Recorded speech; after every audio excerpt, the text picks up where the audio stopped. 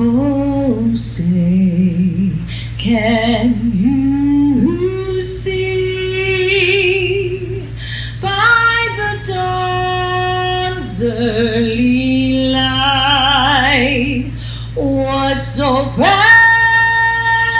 we hailed at the twilight's last gleam, whose broad stripes and bright stars through the perilous fight o'er the ramparts we watched were so gallantly streamed. And the rockets ran round, the bombs bursting in air, gave proof through the night that our flag was still there. Oh, say does that star-spangled banner yet wave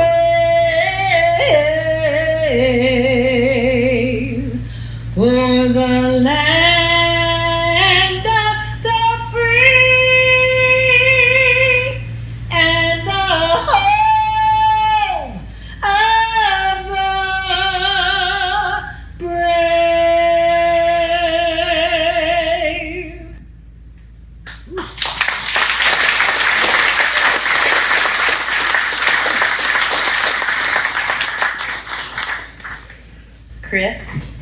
Chris Mack from Defiance is going to lead us in the Pledge of Allegiance. I pledge allegiance to the flag of the United States of America and to the republic for which it stands, one nation, under God, indivisible, with liberty and justice for all. Thank you, Chris. Stan.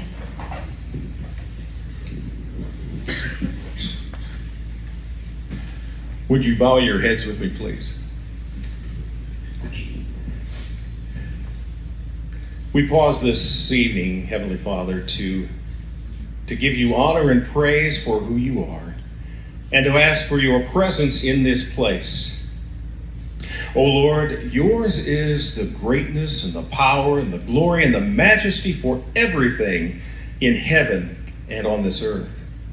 There is no one like you, for you are the great I am and the Ancient of Days. It is by your design, Father, that we are able to enjoy the benefits of living in this wonderful country. You have truly blessed America, but help us to be good stewards of this land, and not only of its prosperity and wealth, but also of its heritage, values, and freedoms. And let us never take these gifts for granted.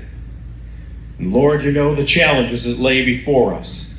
So grant us wisdom and understanding to fight the good fight of faith.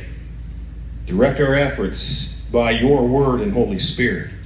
But remind us that the work we do must be measured with divine love and compassion, never as an eye for an eye or tooth for tooth. We thank you for our elected officials as they have answered the divine call to public service. And may we be encouragers for them, not detractors as they serve. Help us to be faithful in our prayer support for them, and protect them and their families. Keep them safe from the snares hidden by the evil one. Bless them abundantly for the sacrifices they have made for diligent service. And guide them with divine wisdom, true knowledge, your faithful word, and your still small voice. Now, Father, bless this food to our bodies and the hands that have prepared it and served it. And bless the events of this evening, our speakers, and all who are assembled here in this place. We ask this in the blessed name of your Son, the Lord Jesus. Amen. John, I'm not going to say any more. She said it all. Dr. Powell, thank you. Good evening, everyone. It's a definite pleasure to be here tonight and talk about something that's been a passion of mine for about the last year and a half. Had a gentleman come to the post one day and he says, I've been thinking, if you know John Snodgrass, you know that's going to lead to money and effort. So, long story short, we started looking at places in Paulding, Ohio, proper to build a Veterans Memorial. As you travel through the state of Ohio, you'll see these nice little memorials in different communities throughout the state. And talking with Dan Wilder and a couple others, we realized we need something like that in Paulding. So got with Mike Kaiser and Dan and myself and Lisa McClure at the Paulding Area Foundation. So the four of us set out on a mission to build a memorial. We contracted with Holmeyer's Monumental in Defiance, Ohio. They put together a wonderful, wonderful rendering for the memorial. So with that, we started getting some traction. We had a committee formed, we had a design, we didn't have any money. So at that particular point, we started going out and selling ourselves, not ourselves, literally, but selling the program. That came out wrong, I apologize.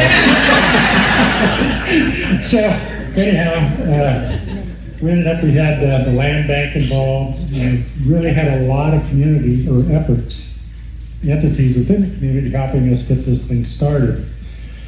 So April this year, we had an opportunity to buy a church. And for those of you who've been downtown Paulding, it's 1 block north of the courthouse. There's this large gold church that hasn't been utilized for about 15, 20 years. More recently is the Church of Christ. So working with the pastor, the land bank purchased that property. Within a week later, Dan and I did put a down payment and sign a contract to purchase once the land was revitalized with the land bank. So currently, the status of that is we're waiting on funds to come from the state of Ohio before we can raise the building and get that thing leveled. Once it's leveled, we were hoping to let it set for over a winter, stabilize the ground before we start a building. But during this whole time, we've had a lot of questions. Why do you want to build a memorial? We have one in the courthouse lawn. And go back to what I stated previously, one stone versus a park. So what we decided to take a look at, we said, why are we doing this? The first thing is for the community. It's taking a church that hasn't been used in a long time. It's an eyesore, cleaning it up and making a green space. Making a park that everyone in town, everyone within the community, anyone passing through can see, can appreciate and say, this town really has it together. The second reason we're doing that is to honor each branch of military services. The Army, Marine Corps, Navy, Coast Guard, Air Force, and Space Force, although they have not seen combat yet. The last item is to recognize those citizens, both past and present, from the community who have served the community, who went out of their way to, like somebody mentioned earlier, we didn't have cell phones in Vietnam. We waited on letters. The letter took 4 days to get there. So by the time you read the letter, it was a week old. The time you responded was another week. So we were always 2 weeks late getting a response to a question that was raised to us. So a lot of sacrifices, and we want to recognize that. Paulding, the VFW, and Paulding Eagles are the 2 spearheads on this joint project. Myself, commander of the VFW, and Mike Kaiser, who's a trustee of Eagles. We are the co-champions of this. Dan Robert, he handles the funds from the VFW portion, and Lisa McClure handles funds that are donated. Lisa's a 501c3 area foundation, so everything coming into that process is 100% tax deductible based on your accountant's opinion, I guess. But what we're looking at is right at $300,000 to put that memorial up. Paulding County's been very good to us. We started raising funds towards the end of April, and right now we're at $108,000 with donations. So, it's very good. Thank you, very good. As I look out across the room tonight, I see donors. I see faces of donors. I can count probably 5 donors in this room that have already come forward, made a contribution. And for those personally, I want to thank each one of you for donating. It's been a lot to us. So, without your help, we can't do this. The VFW currently, we're on slate for about $49,000 out of that $300,000. So we're making a major investment in that. When it's done, we're going to give it back to the community. The VFW does not own this property when it's done. We want to make sure it's completed, make sure that the legacy is in place to maintain that park after we're long gone, and give it to the community. So that's where we're at. So ladies and gentlemen, if you have any interest, want to talk to me or Dan or anyone off to the side, please contact us. And if you like, I have flyers of the park to give you how to donate. So with that, ladies and gentlemen, I thank you for giving me this opportunity. There's not much I can say. And Roy, thanks for the proclamation. 90 years this fall, the VFW will be in Paulding. Party time. Thank you.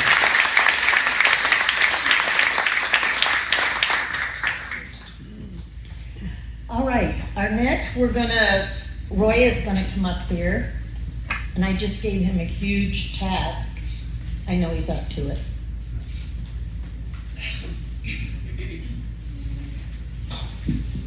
Yeah, I would have fallen flat on my face doing that. Well, first of all, we'd like to recognize our local elected officials. Now, I can probably gain points by not making you all stand, just raising your hand. But I think the ones that I'm going to have stand first are, 3 of you will stand and be recognized. Our candidate for the Clerk of Courts, Sarah Harple.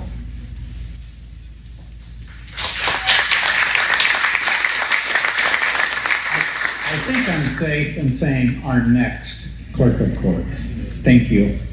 Sarah Shirk, our candidate for County Recorder. Thank you, Sarah. And I can safely say our next County Recorder. And our candidate for County Engineer, Scott Straley.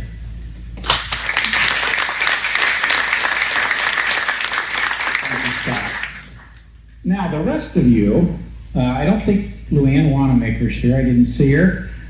Sheriff Jason Landers, I'll talk about him later, but stand up so they can see you. Commissioner Mike Weibel. County Prosecutor Joe Burkhardt. Judge Tiffany Beckman.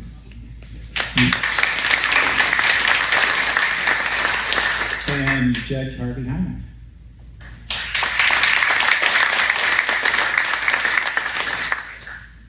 Tell me I didn't miss anybody. If you did stand. All right, thanks. Our county coroner to have a lifetime sentence to.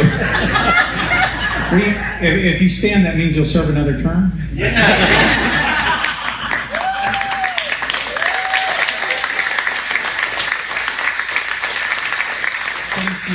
For your years of service, especially for serving long enough for me to get out of the commissioner's office. Much appreciated. All right, there's a few other folks here that aren't speaking that I would like to recognize. From the 85th House District, Representative Tim Barhorse.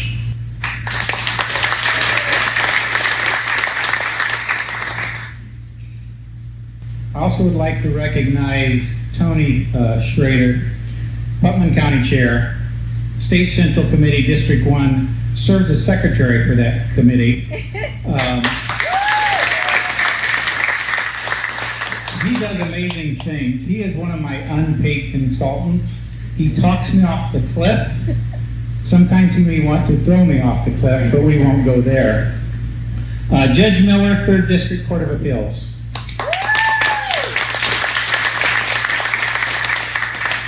And I'm safe in saying he doesn't make up things, he follows the Constitution. Thank you.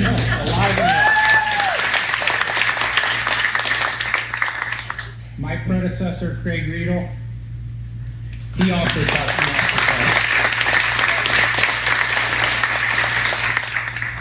And I guess with that, I will start down our list. One of the things we asked our speakers to do this year is we gave them topics where we could. We didn't ask our Supreme Court candidate for a topic, but the rest of them we did. And the first one we're going to have come up is State Representative Jim Hoops. And the good thing about reading bios is you learn things about people that you didn't realize.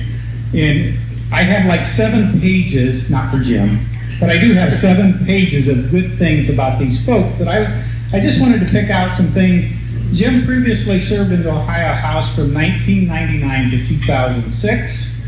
He served as a Henry County Auditor from 1985 to 1998. He never made it to being a commissioner. He wanted me to say that. And he is currently the Associate Vice President for Strategic Initiatives at Northwest State Community College. Jim resides with his wife, Deb, in Napoleon. Both our wives are named Deb, and they're both quite feisty. Is that safe to say? Okay. And he has a 2-month-old grandson, and he gloats all the time about him. We've asked him to discuss the importance of voting all the way through the ballot, up and down the ballot. With that, Jim? I'd like to stay down here because Roy always says that he looks up to me. Now I can say I look up to him. So, and I want to tell you, you sent down to Columbus a great guy. Having the honor of representing this area years back, knowing what your thought process is, he does a great job of representing you down in Columbus. So thank you, Roy, for what you do. I was asked to talk about the importance of making sure that we not only look at the top of the ticket, which is the president, but that it's very important to look down the ballot. And if you haven't yet, make sure you pick this piece up, because this really shows what we need to look at. And the reason why it's so important, because when President Trump becomes president again, he's going to need some help there. That's right. And we have to make sure that we control the Senate and also the House, because if not, we're going to be running into, you saw what happened his last 2 years when the Senate and the House were controlled by the other party.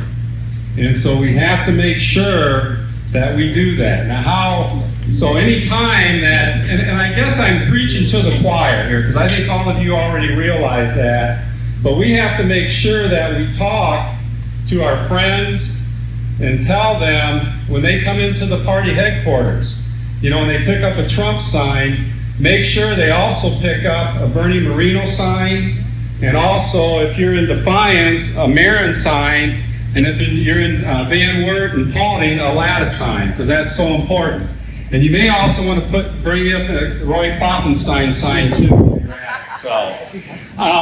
Because Tony, I know Tony, we had Tom Cotton in Putnam County a few weeks ago, and he said, because the most important vote is that first vote that's in the House and the Senate, because that determines who the leadership is, and that determines what the agenda is going to be. And guess what? Because Senator Cotton told us that the 3 things that they're going to be looking at if the Democrats control the Senate is to make D.C., District of Columbia, where they'll have 2 extra senators there, and you know what party they're going to be with. They're going to change the filibuster law, and then they're also going to have control over what Supreme Court if we have to select a Supreme Court. So that's why it's important to make sure, because we're going to, like I said, we're going to win this area, but we want to make sure we win it big here to counteract what's going to happen in Lucas County, in Cuyahoga County, in Franklin County. So we got to win big. And I know Tony talks about Putnam County. You're going to get, what, 90 Well, I'd like to see these 3 counties here beat Putnam County this year, and I think you can do it. So, right? You heard him. That's so, and then the other issue, and I know we have Judge Hawkins here tonight. He's going to talk a little bit. But we made it really easy for people because on the Supreme Court races, they put an R behind the names. And so as you go down, make sure that you support the Republicans because many of you remember what happened when the Democrats controlled the Supreme Court years ago here in the state of Ohio. Businesses were leaving. And so make sure you tell your friends to vote not only for the president, but on down to your local, all the way down to your local. And don't forget John Wilimowski, who's also running for 3rd District Court of Appeals. So thank you. It's great to be back here again, and I'll give it back to Roy. Thank you. Thank you, Jim. You know, one of my concerns when I went to Columbus was who in the world do you trust? Well, that concern is probably bigger today than when I went there. But one of the things that happened and I was blessed with is we sort of call it the Western Alliance. And it starts with Jim Hoops on the top, and then myself, and then Representative King, and then to the east of her, Representative Tim Barhorse, south of that, Rodney Creech. But there are a group of conservatives down this western side that share your values. They think like you, they understand you, and they're there for you. And the first one I get to introduce is Representative Angie King, and I want to start with, this is her hometown to those of you that don't know it. She was a 1984 graduate of Paulding High School, so you can figure out her age. Thanks, Roy. You're welcome. You said 94. Our offices are right next to each other. We have worked multiple legislation together. We work well together, and her values of her district mirror our district. And when you have someone that you can work with that closely that will tell you off or agree with you, it is quite valuable in that environment, and you can trust what she says.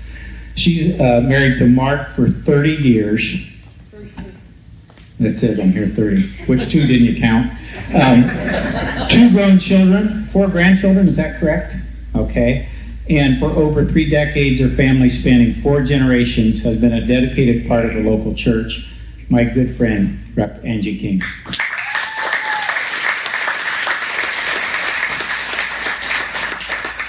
Well, good evening. I had no idea what my introduction might be, so I revised it several times to try to kind of be fluid depending on what he said, but it truly is a special treat to be with you.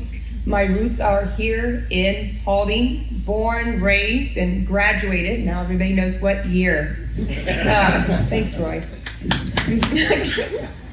So anyways, it is very proud of my upbringing.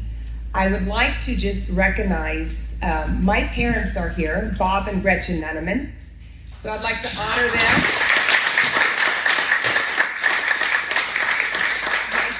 My sister Deb is also here. My aunt and uncle, Kay and Tony Langham. But I'm so appreciative of the values my parents instilled and modeled to us growing up. A strong work ethic, the importance of faith, family, and community. If you would have asked me if I would be standing before you as a state representative, I would have said never in a million years would I have guessed that I would be doing what I'm doing now.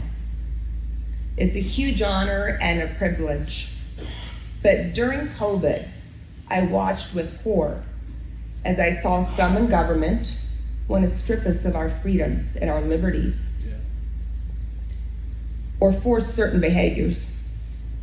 So when the House seat of my district opened up, with the blessing of my family, I decided to run. And so it was really for my 4 beautiful grandchildren, for their future and their freedoms, that I decided to get involved. So after being sworn in, got right to work. Roy and I have been working on legislation to protect our agriculture community, House Bill 212, Ohio Property Protection Act. And we're working hard to get that across the finish line. I don't know, maybe lame duck if we're lucky, we'll see. But when I got to Columbus, there was something that I wasn't quite prepared for. Fellow members, a great number of them, were all too willing to trade honor for power. And that's why I am so very grateful for what we call our Ohio Western Delegation. Those of us from Western Ohio, the Golden Coast, as those who campaign across Ohio often refer to our districts, because our districts are the heart of Ohio. And those who represent the districts, Senator McCauley, Rep. Klopfenstein, Rep. Barhorst, Rep. Hoops, Rep. Williams, myself, we've got Rep. Creech and Rep. Powell. And there are others as well who guard Ohio's Golden Coast. I can assure you that those in the Ohio Western Delegation haven't lost sight of who they are, why they ran, or who they represent. So it's an honor not only to represent the 84th District, but it's an honor to serve with so many good people, truly dedicated public servants who share the same values, principles, and who are willing to stand up for common sense legislation. So thank you for sending Roy and Rob to Columbus. Thank you for standing for the unborn, for our conservative values and principles. We've got a lot of work to do, but I believe that we can get it done, and with your help, we'll finish strong and win in November. And with God's help, we will make America great again. So thank you, and God bless you. And I'll turn it over.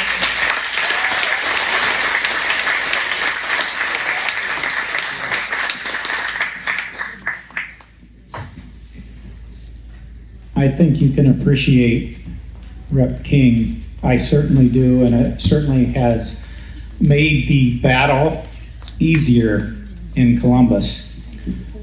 Our next speaker is also a very good friend, and I think most people understand each Senate district has 3 House districts. And Senator McCauley's 3 House districts are myself, Jim, and hopefully soon to be elected Ty Matthews, who is a candidate for District 83. The closer we work together with our senator as a team of 4, the more good things we can do for Northwest Ohio. Rob is a champion of conservatism. His service, and I'm just going to read this so I don't mess it up.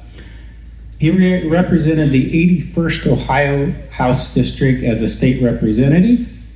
He served in House leadership as an assistant majority whip. He was appointed to the Senate, and he is in his 2nd term. He will be the president of the Senate next year, God willing. And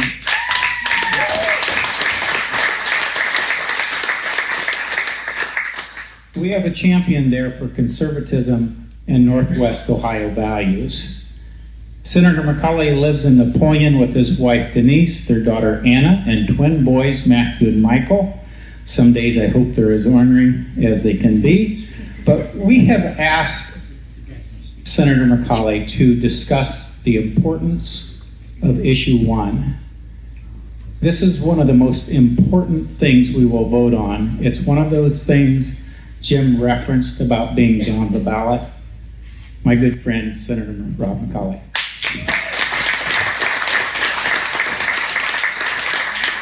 Thank you, Roy, and thank you everybody for having me here tonight. Yet again, here we are, trying to protect our Constitution. Yet again, here we are, trying to fight off an ill-conceived amendment from the progressive left. How many of you actually know what issue 1 is? How many of you have actually heard about it? Not a lot of people. Not a lot of people. Issue 1, and I'll cut straight to the chase here. Issue 1 is an attempt by the dark-moneyed interests of the progressive left, including foreign money, to amend our Constitution to rig elections in favor of Democrats in gerrymandered districts across the state of Ohio in a fashion that would render an independent commission unaccountable to the voters of the state of Ohio and would write a blank check to those who do their bidding. This is issue 1, on the ballot, bankrolled by progressive, foreign-backed, dark money. This is what we're up against. I'll explain it. So if I asked everybody in this room and I said, hey, everybody write on the piece of paper in front of you, what is your definition of gerrymandering? Everybody would have an idea in their mind. Everybody would have an idea of what that definition would be. And on that definition, there'd be probably a variety of thoughts about it, but there'd be 2 common elements that would be present in almost everybody's definition. One would be that districts are being drawn primarily to favor one party over the other. The other would be that geography across the state of Ohio is being needlessly and undeniably split only for a political advantage. This language, this plain language of issue 1 would mandate both of those things. Mandate. So back in 2015 and 2018, you as voters went to the Constitution, or went to the ballot box rather, to amend the Constitution to put in place a number of anti-gerrymandering provisions, to make sure that communities and counties and villages and cities couldn't needlessly be split, that they were protected so you got to vote with your neighbors who held your same common interests in mind.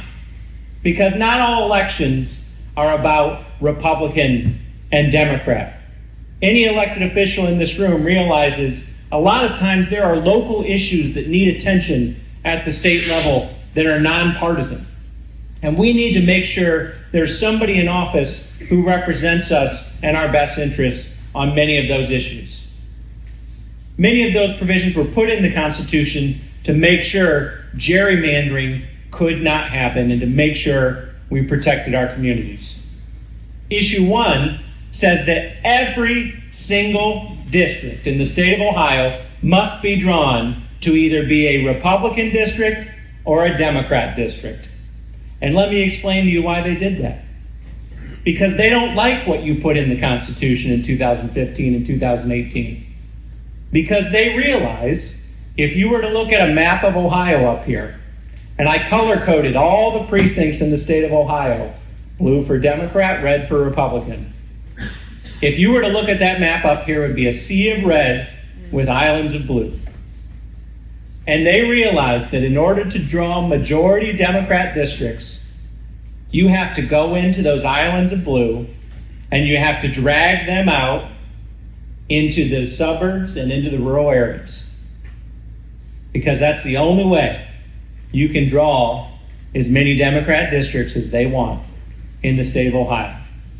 Meaning your cities, your counties, your villages, all must be needlessly split up for political gain.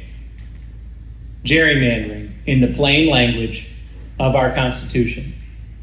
To make matters worse, all the other considerations regarding gerrymandering, as it concerns splitting communities, splitting counties, splitting villages, even the equality in population in these districts, to make sure that your vote doesn't count any more or any less than the people in the district next to you or the district across the state. even the equality in population of these districts is a secondary consideration. A secondary consideration under this proposed amendment. A secondary consideration that can't even be challenged at the Ohio Supreme Court. This is a rigged amendment in favor of Democrat gerrymandering. The other ways they rig it are they create a 15-member commission. 5 Republicans, 5 Democrats, 5 independents. And there's a convoluted 14-step process, I believe, as to how they get selected. I don't have enough time tonight to go through that, trust me. But suffice it to say, once they're on the commission, they are accountable to nobody. The only way these commission members can be removed is through a vote of their fellow commissioners. And so if it is found that somebody lied on their application material or that somebody is ineligible to serve, they cannot be removed unless their fellow commission members vote to remove them. Beyond that, there's no accountability or checks and balances as to how much money they spend. The language of the amendment requires the legislature to hand over to them a blank check. They get to pick their budget. They get to pay their consultants exorbitant fees. And we, as your elected representatives, get to say nothing about it. So you might be asking, this seems pretty crazy. And you'd be right. And you might be asking, who's backing this thing? Which would be a legitimate question. Well, I'll tell you who's backing this thing. This effort raised $22.25 million in the last semi-annual filing. All of it, almost, 85% of it, to be exact, outside the state of Ohio. $22.25 million, I should say, that's all non-individual contributions, primarily dark money groups. $6 million of that money was from a group, or actually, let me start by saying this, 55% of that money was from the Washington, D.C. metro area. Why would they care? Why would they care about what we do here? Why would they care so much about overturning the will of the voters in the state of Ohio? Because they're after the main prize, and that's control. It's control of our legislatures, and it's control of Congress. There's a possibility that if this thing were to pass, the Ohio congressional delegation, the Republican delegation, could lose potentially four seats. If we lost 4 seats in this Congress, guess who has majority control of Congress? That's why they want to do this. And it happened in Michigan as well. It happened in Michigan. So the people backing this, the worst of all, a group called the 1630 Fund. The 1630 Fund is a group that has been bankrolled by almost $250 million, with a B, dollars from a Swiss billionaire named Hans-Jörg Wyss since 2016, right here in Ohio. And this isn't the first time he spent money in Ohio. He was on both ballot initiatives in August and November of last year. He was in Ohio. He spent over $20 million in Ohio in the last 2 years. So much so, and this was such a concerning element that we were dealing with this threat from foreigners in the state of Ohio trying to meddle in our election, that the governor called a special session at the end of May for us to come into session and ban foreign contributions in issues elections, because it's always been illegal in candidate elections, but not in issues elections. We passed that law, but on the day that the governor called the special election, the 1630 Fund put $6 million into the Issue 1 campaign, and as of their semi-annual filing, the 1630 Fund spent every last penny out of their campaign fund balance so as to effectively launder all of that foreign money out of their campaign fund balance before that law went into effect on September 1st. If that's not an admission of guilt, I don't know what is. This is what we are up against. We have a campaign that's being formed and being run against this But the only way we can compete with their ability to simply make a phone call to Washington, D.C. and raise $30 million, $25 million overnight is if all of you get active on this. It's if all of you make it a point to tell your friends, family, and neighbors that you're not going to allow Ohio to be rigged in favor of Democrats through mandatory gerrymandering and a costly, unaccountable constitutional amendment. We have to stand up for our Constitution. We have to give these groups the loss that they need to be able to just say, we're not going to play in Ohio anymore. Those voters know what they're talking about. But the voters, as I said at the beginning of this meeting, or at the beginning of my speech, you saw around the room, not enough people are aware that this is even on the ballot. I'm challenging all of you to tell your friends, family, and neighbors to vote no on issue 1. And if we do that, if we follow through and we get engaged at a grassroots level, I believe that we will be able to protect our Constitution from this onslaught of attacks. Thank you so much. I appreciate the opportunity.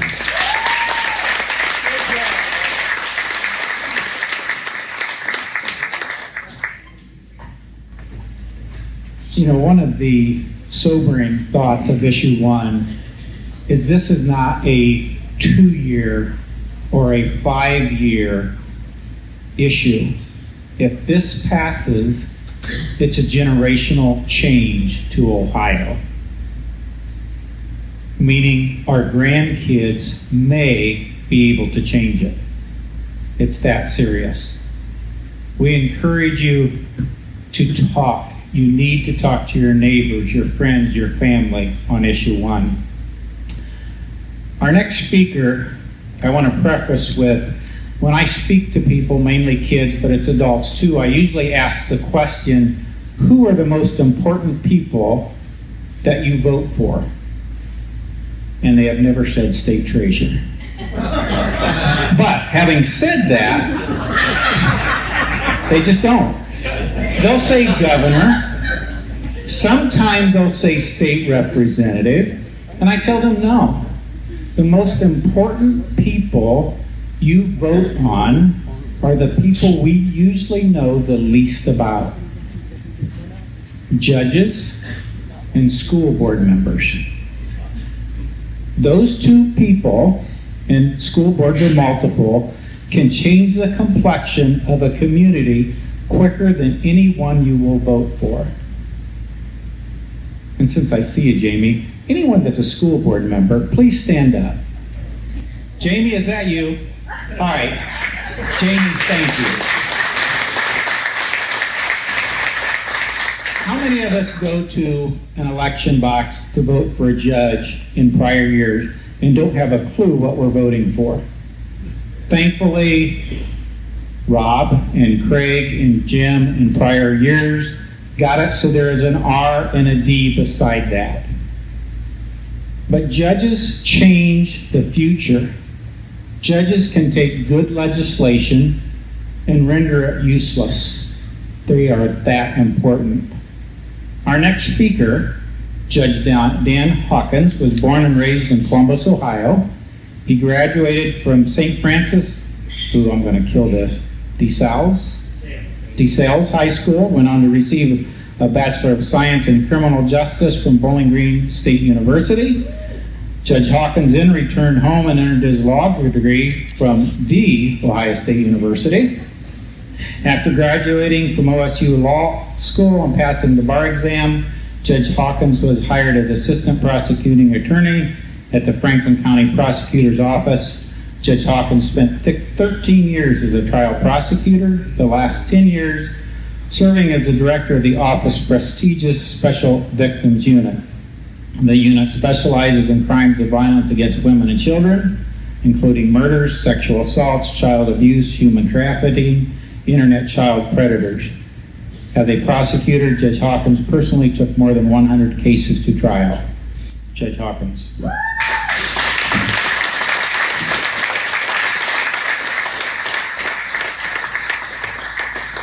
Wow, thank you. I didn't know I'd get the whole resume. So, wow, thank you so much. Thank you for having me here this evening. I just want to speak a minute here about the importance of our Ohio Supreme Court races. Again, my name is Dan Hawkins. I'm a husband, a father, a former prosecutor, a current judge, and with all of your help, I'm going to be one of your next Ohio Supreme Court justices this November.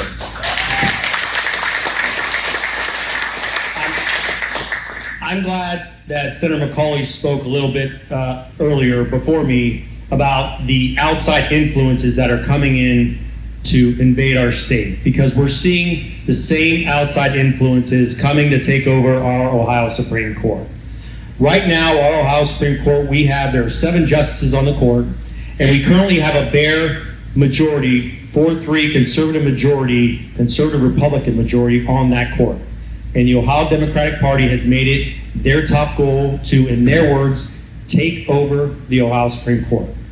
Now, when you hear words like take over a court, that doesn't really scream judicial restraint, does it? Those are the words of activists, okay? And we have seen in our last, the folks in elective office know we have to file routine reports about our campaign finances, our contributions. We have seen our last reports that came out last week. Our opponents, mine in particular, nearly 80%, 78% to be exact, 78% of their donors came from outside of Ohio. President Obama's former Attorney General, Eric Holder, who I'm sure many of you are familiar with, has this organization, and their goal is to go around and try to take over control of state Supreme Courts throughout this country. They were successful in the state of Wisconsin last year, pouring $45 million into one Supreme Court race. This year we have 3 races, and Eric Holder and his group is pouring in outside money to take over our Ohio Supreme Court for the same reasons that Senator McCauley just lined out. Because they know if they can control our Ohio Supreme Court, it doesn't matter what the legislature passes, it doesn't matter what the governor signs into law. It takes 4 judges, 4 activist judges in Columbus that can toss it all away. This year, we have 3 judges on 3 seats open on the Ohio Supreme Court. Myself, Judge Megan Shanahan, who is a judge, conservative trial court judge in Hamilton County, and Justice Joe Dieters, who's currently serving on the court right now. The 3 of us are running against 3 endorsed Democrats who are getting all of this outside money, looking to take over the Ohio Supreme Court. And it's incumbent upon us to make sure that that doesn't happen, so that Ohio can continue to be safe, free, and prosperous for years to come. So this November, please, not just, we talked about issue 1, when you go into the ballot box this November, please make sure, don't just vote for Trump and Bernie and leave. Make sure you don't forget our important Supreme Court races, because these are very, very vital races, including all the other local races and the state issue 1 ballot issue. From the White House, the State House, the courthouse, we need to make sure that we let conservatives across the board and to tell all the outside special interests outside of Ohio that they are not going to take over Ohio, they're not going to take over our Supreme Court. Ohio is going to remain governed and ruled by Ohioans, because that is what we're about here in the state of Ohio. Again, my name is Judge Dan Hawkins, Judge Megan Shanahan, Justice Joe Dieters. Please don't forget us this November. Thank you so much for having me. God bless.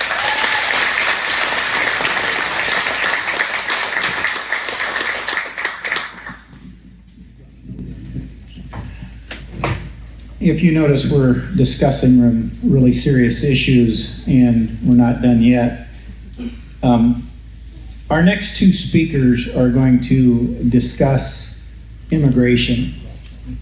And Springfield, if no one has heard, has been in the news a lot lately because of immigration issues. One of the things that gets said is those illegals. Well, the first thing we need to understand, most of these Haitians, I won't say all, are not illegals. They have been given 2-year visas by the current administration, and the odds are, no, not the odds, they will never leave. They are permanently here. I'm trying to be kind, but at the least you could say is we have a very mismanaged immigration issue. It is serious. I've said to people in our area, you don't know the wave that is coming. It will get here. Springfield just didn't happen. It's been going on probably more than a year. Colleague Bernie Willis, you call him and ask him, what's going on? They currently have, as I understand it, a recall election for their elected officials in that area. They didn't have anything to do with it. This is a federal mismanaged immigrant issue. Whether you believe there are 12 million people that have come across the border, 15 million, or 20 million, they will get here. We are a good-hearted people. I don't know what all the answers are. That's what the next two speakers are going to tell us. But it's serious, and we need to be aware. The first speaker will be Sheriff Landers, and I want to talk a little bit about Jason first.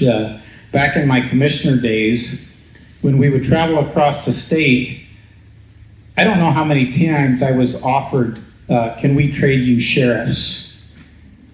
Jason is so well respected across the state and such a team player for those of us that worked with him. It made it a pleasure to serve with him. And if we do not have protection, the rest probably doesn't matter because it will get taken. Jason does a tremendous job. Just a little from his resume because I found it fascinating. He was commissioned as a police officer in Paulding in 1996. Began working as a corrections officer in the county jail in 1997. Began his career as a road deputy that year also. In 2006, he was promoted to road patrol captain to supervise road patrol operations. Jason was elected to office of sheriff in 2012, the 39th sheriff to serve this county. He's on his 11th year on the board of directors for the Buckeye State Sheriff's Association. Currently a vice president. How many years till you're president? Next year. My good friend, Sheriff Jason Landers.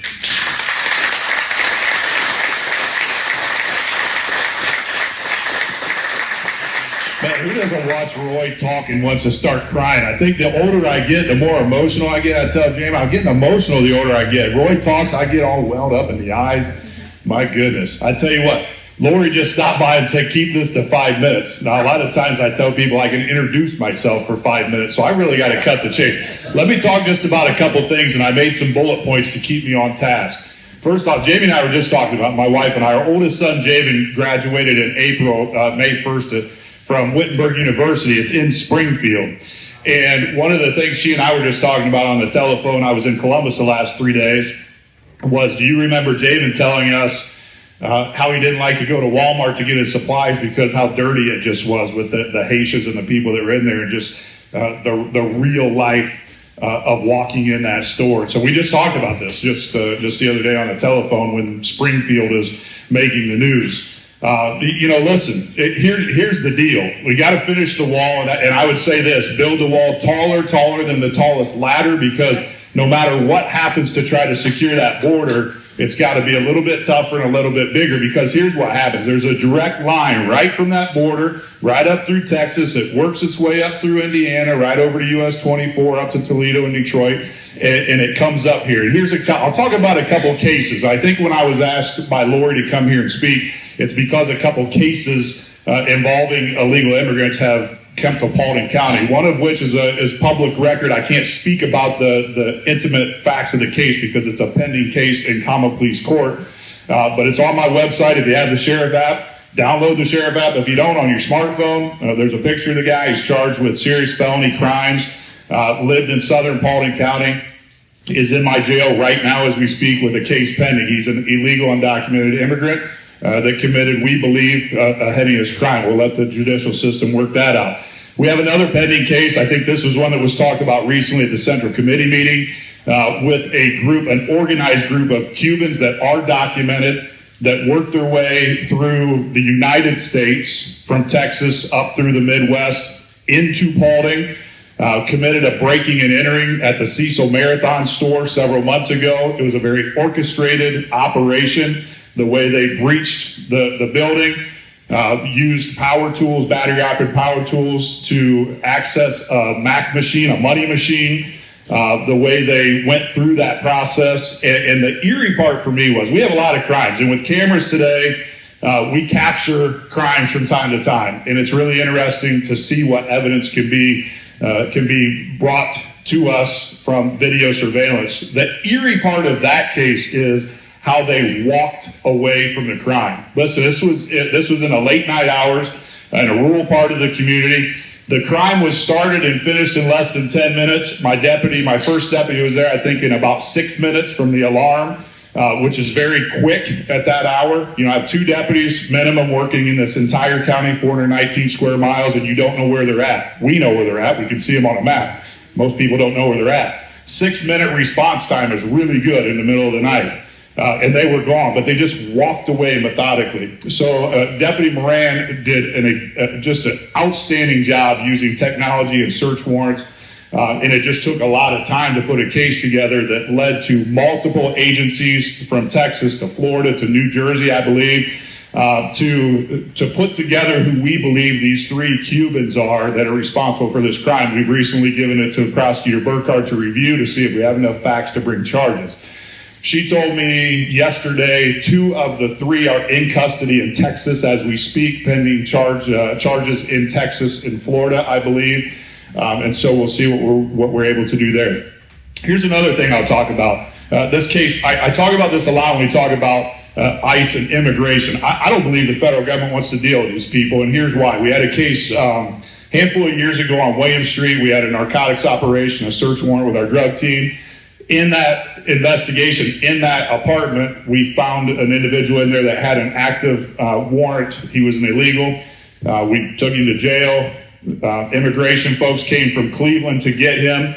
And what we learned about that was the next day, one of my deputies that were involved in that booking operation and release, the very next day, probably 15 hours later, sees the guy and his Paulding native female friend, interpreter, whatever you want to call her, sees him in the cheap supermarket and is kind of stunned by this and goes, hey, what are you doing? Like ICE just came and got him yesterday. Oh yeah, well as soon as they left your jail, they called me and said, hey, head to Cleveland. All we need to do is fingerprint him and you can have him. And he was right back in Paulding in 12 hours. I'll also tell you from talking to these folks, they are not afraid to be deported. They're not, because they said, we'll just be back. We'll come back. They might send us over and we'll go home and we'll just be back. It's that easy to get back. So they're here.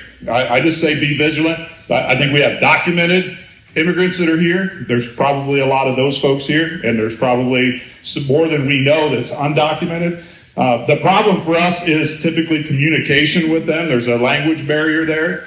And it's typically, honestly, my deputies will go with their Google Translate, I think is what it's called, on their smartphone to talk to these people. If it's a traffic stop or some type of a criminal investigation, and then as Judge Beckman could tell you, or if Judge Reister was here, and I'm not sure in Judge Hyman's court, there's a barrier there. So the cost in the criminal justice system to them, to the county, because listen, these folks have more rights than we do, right? So they have to follow their process to bring in interpreters that are, I believe, certified folks to the criminal justice system to defend them, to speak for them, to translate to them. And it's a costly operation with what we deal with. So I respect my time here. I'll be around afterwards if you have any questions or comments. So I could talk for a long time, right, Roy? Thank you. Thank you, sir. Each time I meet this next speaker, my respect goes for him. Our state treasurer, Robert Sprague, the 49th treasurer of the state of Ohio. I'm not going to read his whole resume, but I'll skip to the part that I think is really neat. Graduated from Duke University, a bachelor's degree in medical engineering, master's degree in business administration from the University of North Carolina. He's committed to public service. Here's the part I like. He and his wife Amanda are proud parents of 5 children and continue to live in Findlay, Ohio. He has some terrific programs as being a state treasurer. I'm not going to talk about them in the essence of time. They are excellent. He has done some great things as our state treasurer. We've asked him to talk about immigration and solutions for the state of Ohio. Treasurer Schrader.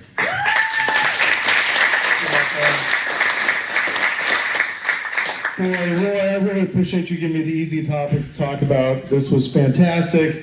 I think it's time, though, Roy, that you tell everybody why you're really against issue 1, which is that you don't want those districts to be renamed anything from the Gold Coast. Isn't that right, Roy? I mean, that's a good name. I like that name. That's really good. You and Angie and, I mean, everybody. This is good. This is really good. So I got to tell you, there's one way and only one way to fix the immigration problem in the United States of America. You know what that is? Re-elect Donald Trump as President of the United States, ladies and gentlemen. All right, I'm done. No, but I got to tell you, if you're from an immigrant family here in the United States, raise your hand. That's me. William Lafferty Davis came over from Wales in 1834, made his way to Findlay, Ohio. We're a nation of immigrants. The question isn't not, are we going to welcome immigrants in the United States? The question is, how do we welcome immigrants into the United States of America? And I can tell you the way not to do it, and that's the way that Kamala Harris and Joe Biden are currently doing it, allowing an entire state to be admitted into the Union of the United States of America, more people than the population of the entire state of Ohio, with 0 documentation. They don't even know how many people they've let into our country. It's absurd. There's been no vote of Congress. There's been no act of the president. But they have done this. And if you don't like the face of what's happening in Springfield, that's just a small taste of what Texas is having to face, or Arizona, or a lot of the other states in our country. And it's probably just a small taste of what's going to come here to the state of Ohio someday. So I got to tell you, I called down to a fella, Giovanni, down in Springfield, and I said, tell me what the situation really is, because after the debate, I'm a little bit curious. And he said, look, Robert, he said, we have 50 people, Haitians, lined up at Job and Family Services every morning at 8 o'clock before they open. 50 a day. I said, well, what are they doing, Giovanni? He said, they're filling out a packet. And the packet has 3 parts. You know what the 3 parts are that they're signing up for? Medicaid, TANF, and SNAP. Oh, and their federal debit card that the federal government and Kamala Harris load with cash from the federal government. I said, well, tell me like what's going on and tell me a little bit about how the population is assimilating into Springfield. He said, Robert, he said, we're a town of 45,000 people. We now have 65,000. 20 of them are Haitian immigrants that speak French or Creole. And he said they can't drive. So we have 5 accidents a day in Springfield. Because, you know, my son Tate, who's 16, which by the way, does anybody else have a 16-year-old? That is terrifying enough, all right? You know where I'm at, right, Tim? Next month he's 16. All right. But they got to go through all this training, all this driver. We got to go in. My wife won't even do it. You know, we got to sit with them. We got to drive with them around, right? They got to have a certain number of hours. You know, you get a permit, a driver's permit in the state of Ohio. If you're over the age of 18, you never have to go through any training. And so they've all applied for their driver's permit, but they don't really know how to drive. And so Springfield's having a lot of accidents, and it's a huge problem. Here's what I think we should do about this. If you are coming here by choice as a refugee, instead of getting government benefits, I think that if you've made that choice, you should be getting a job in the United States of America. And we will give you benefits as soon as we put a roof over every homeless veteran who has served the United States of America.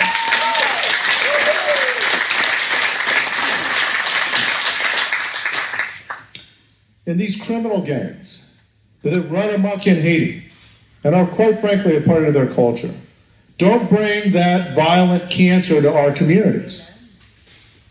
Because if you want to be here, you want to live peaceably, and you want to work and save and be part of our culture, we welcome that. But if you're going to be a criminal, you're going to go back to where you came from. We are not going to let you stay in the United States of America. So I want to end with a short story about my friend Mike Hong, who is also a refugee and an immigrant. In 1981, in Findlay, Ohio, from a country in Asia called Vietnam. His father fought with the American forces. He was living in a refugee camp in Vietnam. Their family was starving.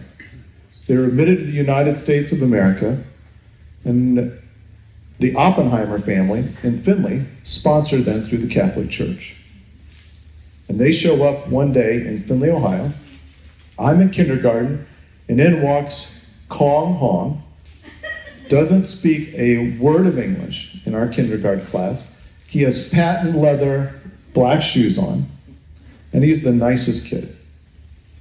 And by 4th grade, Kong and I are best friends. And let me tell you, he's more American than most Americans I know. His dad worked at New China, drove his bicycle. He was a waiter, China Gate. His mom worked at New China as a waitress. His dad rode his 10-speed bike for 5 years. We would go around town, and in the winter, we would see his dad riding the 10-speed bike to work. Extremely hardworking family. They saved everything they earned, everything. And over the years, they moved in with another family in Findlay in an old house, and pretty soon they had bought a little house in Findlay. And the next time they're moving out to a nicer neighborhood, they bought a nicer house in Findlay. And all of a sudden, Mike, proudest day of his life, becomes Mike Hong when he becomes an American citizen, and he earned his citizenship. And then he goes to Case Western Reserve University and graduates with a biomedical engineering degree. And his mom and dad ended up owning their own restaurant. They didn't do it with government handouts. And they realized the American dream, and you know how? Through hard work. Let me tell you, his mom made the best egg rolls I've ever had in my life. She showed at every Jefferson Elementary School event with those egg rolls. She did. She never came empty-handed to an event. And we loved them. And we loved Mike and his family. And they were part of our community. And he's still a part of my life. It's not if we're going to welcome immigrants, it's how we're going to welcome immigrants into our great country and how they will be assimilated that's so important. So I guess I would conclude with this. If you're willing to work hard, you're willing to save your money, you're willing to learn our language, you're willing to live here peaceably, and you're willing to die for the United States of America because you love her and what she stands for, you're welcome in my community and my state anytime. Thank you and God bless you.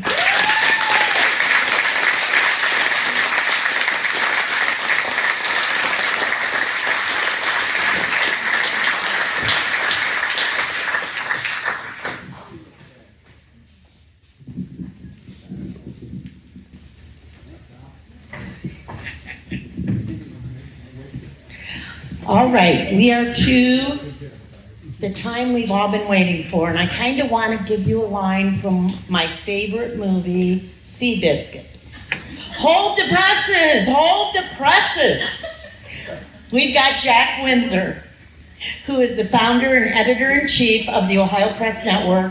His work as a broadcast journalist and investigative reporter began in Mansfield for WMFD-TV when he questioned Governor Mike DeWine Lieutenant Governor John Husted, and former Ohio Department of Health Director, our great friend, Amy Acton, on the government's overreach and infringement of personal liberties during the COVID-19 response.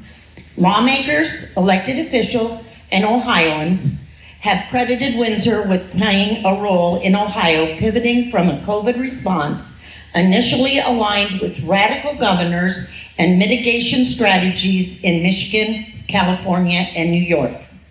Since then, stories broken by the Ohio Press Network have resulted in federal lawsuits against school districts for hiding students' mental health issues from parents and requiring students to use preferred pronouns of classmates. Windsor's focus on the massive influx of refugees was the tipping point over the past week that brought national attention to the overwhelmed Springfield residents who are dealing with this daily under the crush of 20,000 Haitian refugees. But if you had watched the ABC debate, that is not true. Jack is an entrepreneur, strategist, and consultant who started and advised several businesses over the past 3 decades. He is also an Ohio State House correspondent for Salem WHK AM 1420 in Cleveland. My friend, Jack Windsor.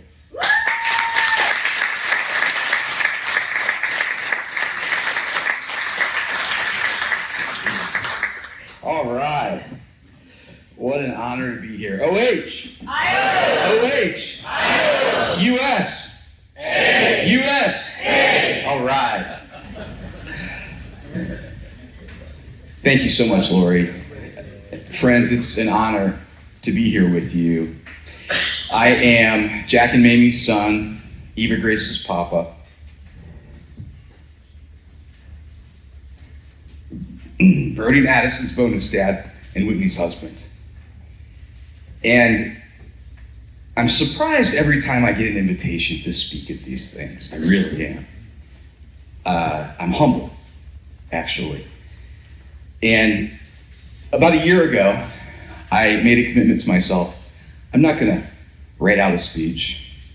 I'm going to talk to you from the heart. Because I'm passionate about what I do. Because I think it matters. And I hope that in our time together tonight, I can unpack some things for you. When Lori reached out to me to talk, I thought, well, what am I going to say? Well, in addition to being the editor-in-chief of the Ohio Press Network, I have a daily drive time radio show in Columbus on 98.9 FM. All I do is report and provide commentary. So I'm going to report to you a little bit today and provide some commentary. And if it's okay, I'd like to start with a little bit of an agreement. I would like to tell you that the United States is captured. Ohio, in large part, is captured. But we can change that because we've changed it before. And the greatest risk is the unwillingness to take a risk. We're going to cover those things, and then at the end, I'll answer any questions that you have. Does that sound fair? Yep. Okay. And if I get very long-winded, please let me know. Any of you who listened to Governor Mike DeWine's press conferences in 2020 and 2021, you know that it takes me 10 minutes to get a question out. So it oftentimes takes me quite a bit of time to get through my points. But let me just get a feel for the room.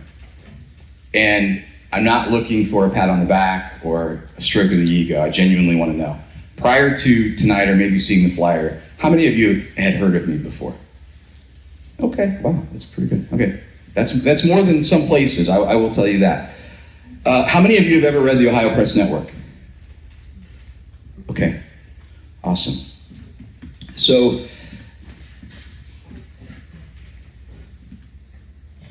first thing I want to tell you is that Ronald Reagan said something in his farewell address when he was leaving the Oval Office, and he said, all great decisions in America are made at the dinner table. So here we are, breaking bread together. And all great change is made at the dinner table. And so here we are breaking bread together. And let me ask you this, how many of you think that we need some change? Okay, that is a lot more overwhelming than the last couple of times that you raised hands. And the reason that we do need change is, again, Ohio is captured, the United States is captured, and we've done this before, but I'm going to tell you something. You have 54 days, and it's going to become imminently more challenging. And when I say to you that the United States is captured, just understand I'm coming to you from the vantage point of having the opportunity to talk to some of the most influential and coolest policymakers in the country. We have people like Jim Jordan on the show a lot.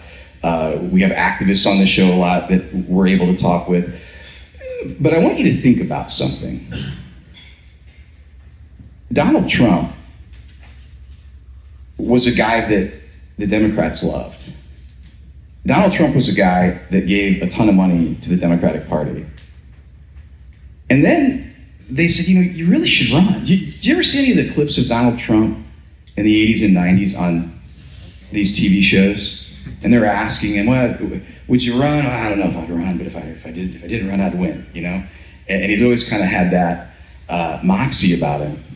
But isn't it interesting that all of a sudden, the guy gets in office, the moment he comes down the escalator, all hell breaks loose, and it's never stopped.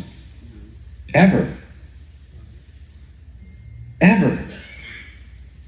I mean, you want to talk about a rigged justice system in places like Georgia and New York and Washington, D.C., and people like Fonnie Willis and Jack Smith, Alvin Bragg. Do those names ring a bell? That's a captured justice system. And in February, while he stood on a stage in Pennsylvania, someone shot him in the head. And not many days later, congressmen and women were quizzing members of the FBI about what was going on. And people in Congress used the opportunity in their floor time to continue to call him a threat to democracy. Meanwhile, the party that's here to preserve our democracy realized that people didn't really have a penchant for, even though he had been convicted of 34 felonies? Is that correct? 34? 34? His numbers went up. It's crazy, right? And if you watch the debate, my confidence in Donald Trump isn't as great as his is. I didn't think he did well. I think he missed opportunities. He thinks that he did great. We disagree on that. But the American people believe after that debate that their confidence in him to handle the economy and the border went up. So the party that talks about preserving democracy realized that Joe Biden, the closer we got to November 5th, was going to lose, and he was going to lose handily. And so they ignored 15 million primary voters. Now, I'm not a historian, I'm not a constitutional law attorney, I'm not a political expert, but the last time I checked, primary elections are like the heartbeat to a democratic representative constitutional republic, which is what we have. We don't have a pure democracy. And they just said, we're not going to do that. We'll just put Kamala there. Not one vote. How does that happen? Because the DC cabal is powerful, and federally, we're captured. Ohio is captured. A lot of people, a lot smarter than me on issue 1, have talked with you tonight. It's a very, very scary amendment proposal. It's scarier to me than the one that I'm still grieving over, that passed last year. And the reason that I say that Ohio is captured is exactly why, and I'm glad that other folks spent some time unpacking this, is exactly why they said, Now, I'm not going to make some friends with these next few comments, and that's okay because I'm in the business of reporting the truth. And tonight I'm giving you some truth, but I'm also giving you some commentary. Republicans screwed it up.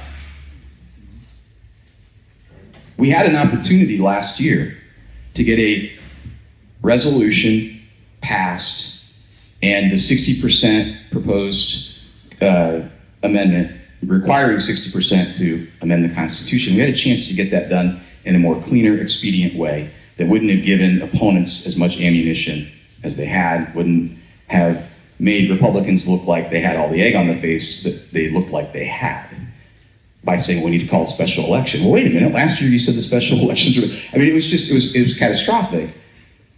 And it was the failure of that kept our Constitution amendable at 50% plus one vote. Why is that important? Because of what Senator McCulley said. There are bank trucks full of money, backed up figuratively, in Columbus, just dumping it in. And they're crafting the message, right? They're buying all the advertising and marketing. You've got about 5 days, and then your TV screens and radios are going to light up with issue one, yes on issue one stuff. I mean, they are going to hammer you down the stretch, and they're going to tell you it's anti-gerrymandering, and that's a lie. It is 100% gerrymandering. But here's why we're captured, because the press will carry the water for them. And it's extremely expensive to combat the amount of money that they're going to dump into this. And so let me just pause here and make a point on that matter. 1/3 of Republicans supported the second issue one last fall. 1/3. Issue one has the language in it that allows a limitless abortion for any reason, up to birth. It has the language in it that would allow an activist judge to say, parents don't need to be informed, we don't need their consent for a kid to take a puberty blocker, a cross-sex hormone, or to cut off a healthy body part. Now, luckily, the legislature took some really aggressive action with House Bill 68. But all of that to say this, do you really think 1/3 of Republicans voted for that? I don't think they did. I don't think 1/3 of Republicans voted for unlimited abortion and drugs for our kids that basically says, no, God screwed up. You're not a boy, you're a girl. I don't think we voted for that. I think it was voted for because the bank truck dumped the money in, crafted the messaging, the press carried the water, and that's how Ohio is captured. Now, the reason issue one is so important is that they will color the maps blue. And so what they're not able to do in the State House right now, they're doing to the Constitution. Do you think that legislation that radical would have passed the Ohio House and the Ohio Senate? It wouldn't have. That's why they hung it on the Constitution. But if they hang this on the Constitution, then they can do here what they've done in Colorado, in California, and in Michigan, by the way, where the results of this scheme there were ruled unconstitutional on 13 counts because of how the maps were drawn in Michigan, in Detroit, Michigan, excuse me. And so Ohio was really at the mercy of radical left progressives and an incompetent press.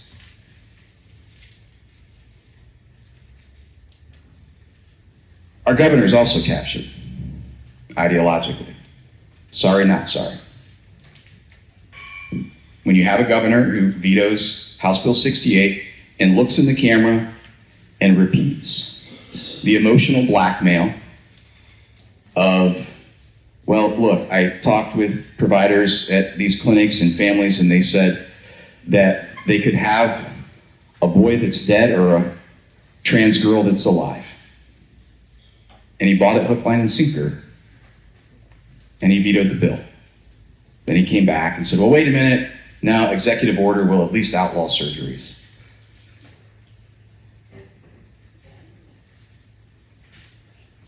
The good news is we've done this before. The United States of America was born from a spirit that is anti-everything that has captured Washington, D.C., and that has captured Ohio. What is that spirit? It's authoritarianism. It's dictatorship. It's the denial that God gave you the DNA to do something significant and special, and that you're just not smart enough or equipped enough, and you need to rely on the king, you need to rely on the council, and they're just going to take care of it for you. That's what has captured our country, our state. It's captured our schools. My daughter goes to a school where if her friend Janie comes up to her and says, I want you to call me Johnny, and if my daughter doesn't call Janie Johnny, she's bullying and harassing. And most egregiously, if left unchecked, she could be accused of sexually harassing that child. I got a phone call from a guy about 1.5 years ago, and it breaks my heart. He said, I have a story to tell. Can you tell it? And I said, well, let's do this. What do you got? And he said, well, I was driving home. He's a builder. I was driving home. He got a phone call from the school. The school's never called me. And they said, you need to come and get your daughter. I was like, oh, what happened? Did she get injured? No, she's suicidal. So he goes to the school, Columbus suburb school, picks up his daughter, starts having conversations over the course of a couple of days, uncovers that the daughter, who he said was always a little bit socially awkward, really bright, a little bit of a tomboy, had made some comments in choir class, and the choir teacher shared it with the science teacher.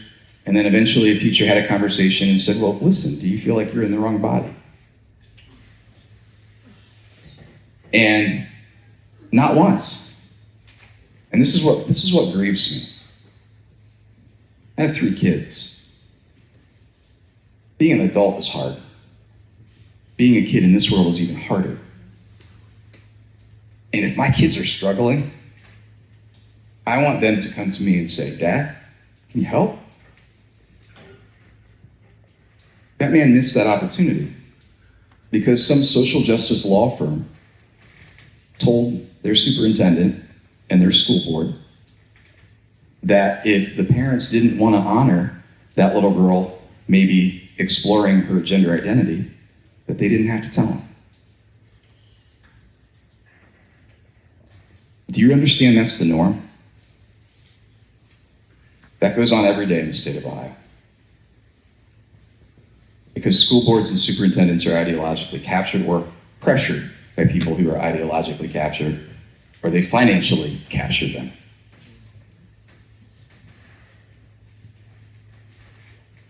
I do want to at least reference one quote in the spirit of Abraham Lincoln and Ronald Reagan, 2 of my favorite people, by the way.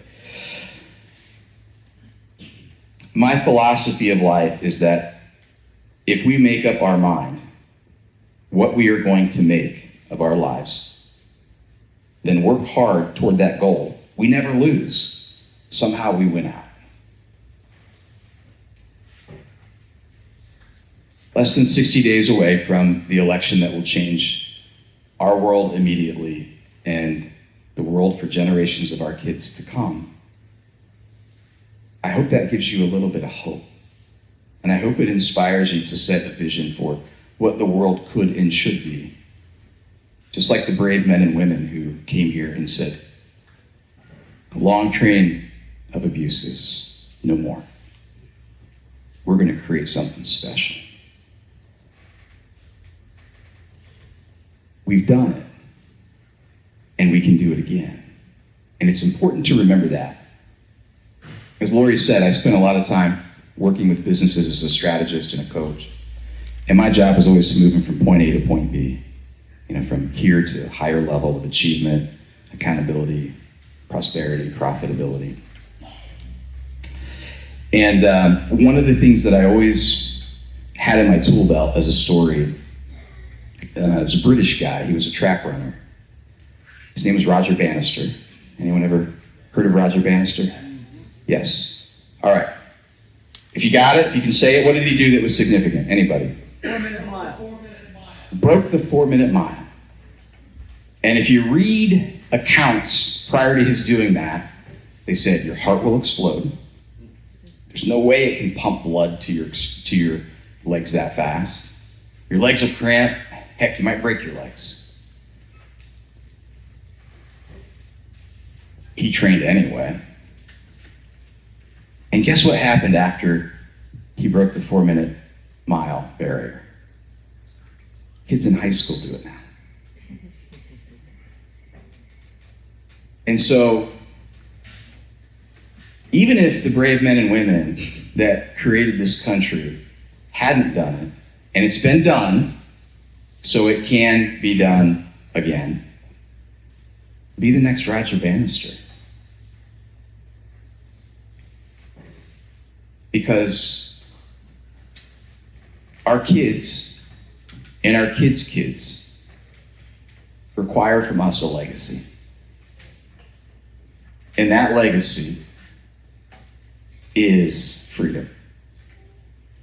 That legacy is life. And if you ain't growing, you're dying.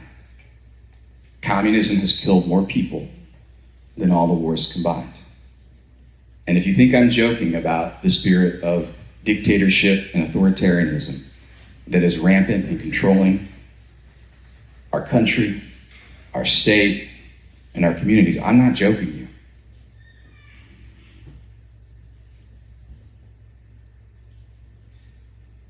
Part of why I talk at these things is that I have no business being here. I'm not a journalist. I'm not a reporter. I'm a guy who in 2020 went, okay, this was a business decision, and we were looking at the numbers. Numbers are here. Policies are here. That doesn't align. And you just start digging in, and you start asking questions, and then all of a sudden, you go, oh, I got to tell you this story. I was kvetching and complaining, and some of you follow me on social media.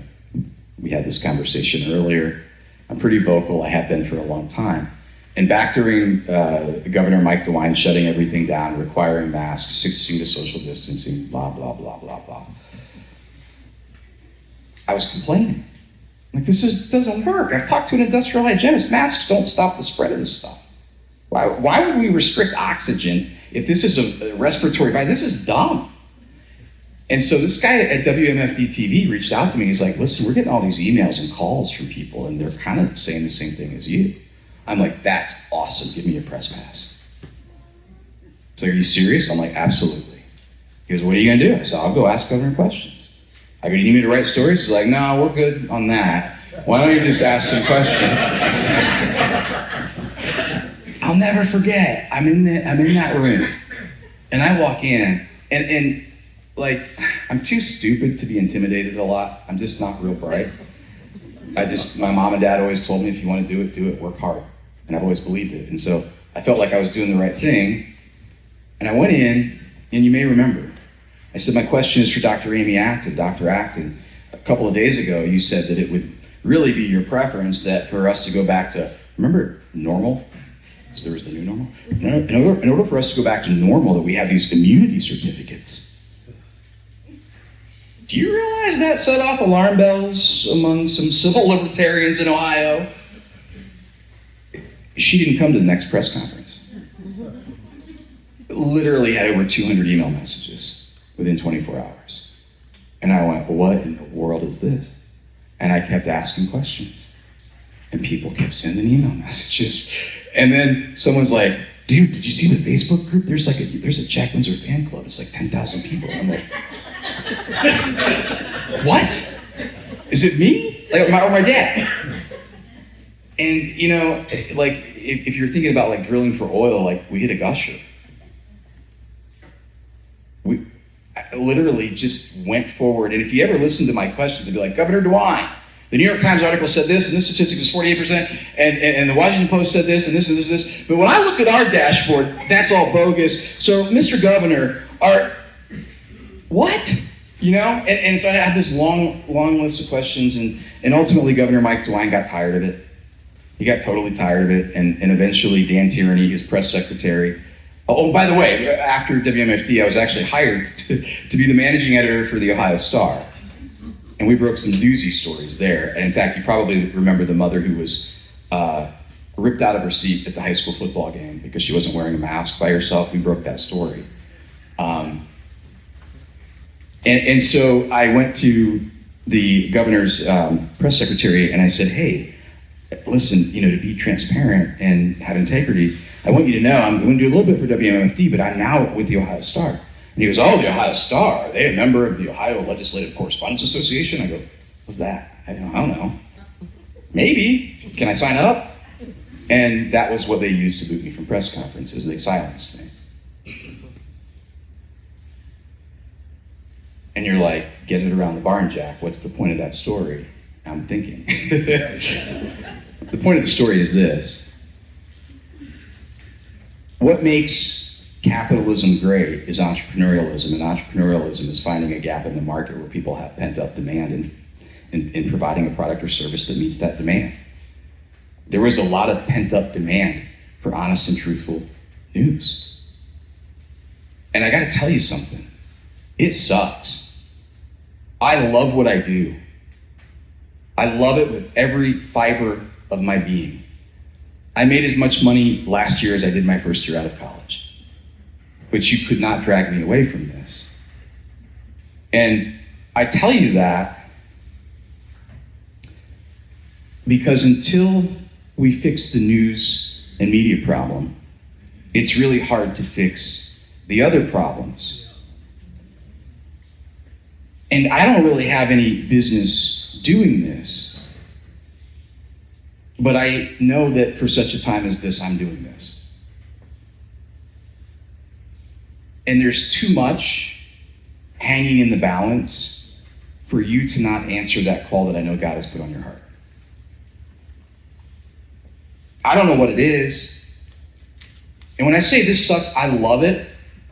I'm in my comfort zone when I'm on my radio show and I'm talking to people like Riley Gaines or Jim Jordan or you name it. I mean, Angie, we've talked a couple of times on the show. I love it because I get to talk to people that Ohioans want to talk to, and they want answers, and they talk to me, and we get answers, and it's great.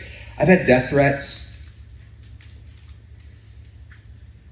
People have smeared the hard work of my wife and I and the businesses that we've built. They've written awful letters to county commissioners. They've published things about me that would make your stomach turn. The greatest risk is the unwillingness to take a risk. But the risk of doing nothing is death. First in spirit, then in freedom, then in country, then in our future. Isn't that what Reagan talked about?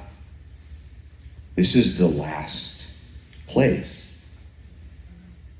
So I'm honored to be here talking with you. I don't know if any of that made sense, but I really, really want you to know that I love this country. I love Ohio. I love real Americans. I love people who are even confused and duped. There are a lot of good people out there that are just confused. They don't get the truth. They swallow the blue poison pill of progressivism, and they have been for a long time. So pray for them. That's all I got. I mean, if you have questions, I'd be glad to answer any. I hope I didn't put you to sleep.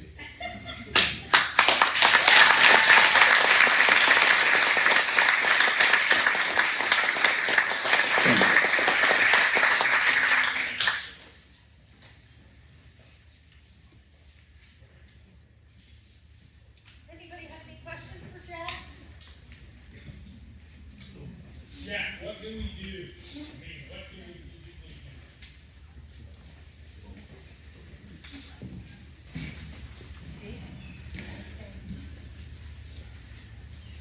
Okay. Work like it depends on you. Pray like it depends on God. Do everything you can where you are with what you have. And do what's within your locus of control. You can vote. You can get educated on who's running for school board, who's running for the Supreme Court in the state of Ohio, right? Why is Bernie Moreno better than Sherrod Brown?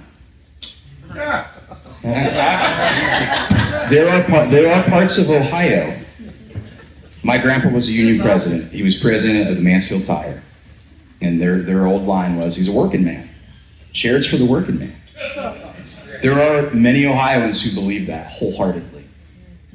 And the only way that Bernie can overcome that, I believe, is if Trump wins big, but you got to get out to vote. So number one, you've got to vote. And this is going to sound trite. If there's a member of the press here, usually they troll me. Make sure you get this. Make sure you write about this because you're going to try to make fun of me, but it's still going to preach. You need to pray. And you need to stand. And you need to ask God to reveal to you what your role is for such a time as this. And you need to stand in that gap. Probably recognizing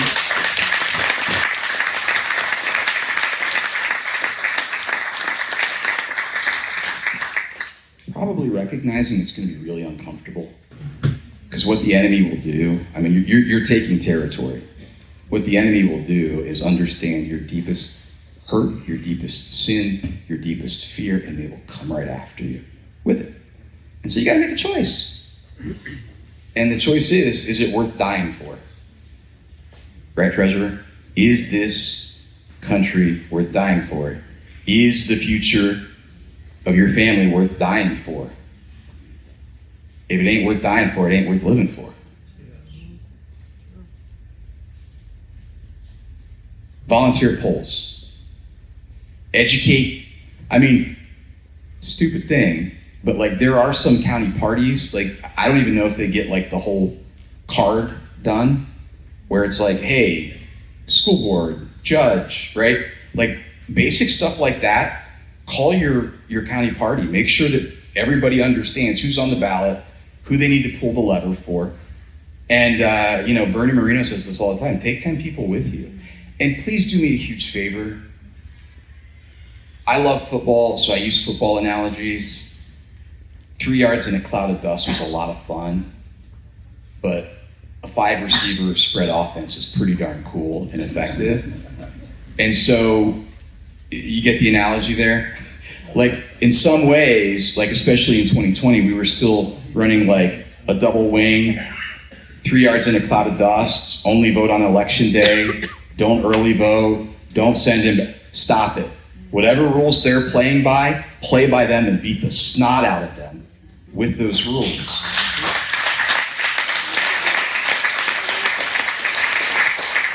I know it's late. There are good shows on tonight. There's pie. I'm tired too, but my commitment is I'll take any other questions that you have. Yeah, I got one.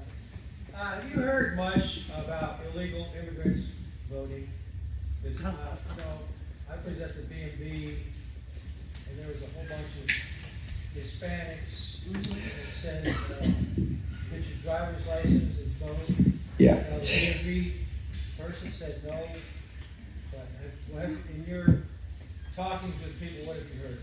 Yes. So I want to talk about it systemically, and then I want to talk about it specifically, maybe even using a situation like Springfield, Ohio. Is that fair? Yeah. Okay, so systemically, I have been writing Frank LaRose on this like crazy. And I've known Frank for 20 years. I like him. I think he's a good dude. But we have covered gaps in election integrity in Ohio, whether it be voter registration, okay, whether it be voting systems. And we were able to, because of the work of some grassroots organizations, determine that there were some gaps. And one of those gaps is that non-citizens were automatically going on the voter rolls. And the question, I spent 2 hours with Secretary LaRosa's office. The question that I asked was, why can't you take them off? Or why can you not put them on? Why would we put them on? And then there's like this 4-year waiting period if they're inactive, or they've got to take 2 steps to say, I'm not as, it's just a bunch of gobbledygook. If you want the highest level of, risk aversion, like tighten it up, can we do that? And then the other issue was Secretary LaRose, in conjunction with the Ohio Revised Code, put out a directive that it basically said if there's a mismatch in voter registration forms, that a voter could go into what's called active confirmation status. And active confirmation status can be that the registration form isn't fully complete or it doesn't jive. And my question was, well, why don't those folks go into provisional status? Because there's 1.7 million of them according to estimates, which is almost 25% of the voting population. The Secretary's in a really tough spot. I will acknowledge that.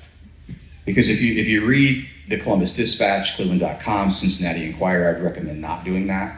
It's kind of like drinking a 5th of whiskey and eating a Snickers bar before you go to bed. It's just not healthy. No, I don't have a grudge at all.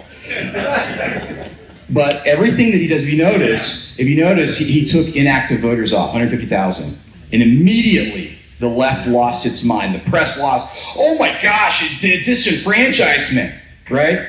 And we kept going back to him, and I said, look, this is not, you're taking people off the voter rolls, but they shouldn't be on there to begin with. And so one of the things that I count as a victory, this isn't me, this is Ohioans coming to us as a conduit. We talk about it on the radio show, we put reports out. Bob France in Cleveland talks about it a lot too. Would you know that about a week and a half ago, Frank LaRose wrote a letter to the General Assembly, members of the General Assembly, and said, these are the things that we need to do, and it's verbatim what we had talked about. So systemically, that has to happen. The challenge Frank LaRose has is every time he does something, the League of Women Voters, the ACLU, they try to sue his pants off. They just make it hard and expensive, right? And so systemically, we've got work to do. If Ohio's the gold standard, that's great. I don't care. I want to be at the platinum level. In this day and age with the technology, if you're telling me you have a phone and you have ability to turn on a stinking app and it can interpret Creole into English immediately, and we can't get our voting rolls clean, you're full of dog poop. Like, that's just not accurate. It just has to be done. But the bigger issue is there cheating? Well, 2 weeks ago, Frank submitted 600 names to Ohio Attorney General Dave Yost. 139 of those people, according to federal records, had voted in previous elections when they were not citizens according to documents. So there's 139, 140. Of course, the press, what they do with it. Well, that's not enough to make a difference. Okay. But I have a concern about it. I talked today with Kyle Kaler, former state rep, now running for Senate. And one of the things that we were concerned about out of Clark County was that, I think it was Catholic Charities, some group had put together a voter registration form that was drafted in Creole. Why? Right? Why? If they're here temporarily, first of all, if they're here illegally, that's a crime to try to register them. I think, at least to me, one man's opinion. And then the other issue is, if they're here on that 2-year TPS, right? No.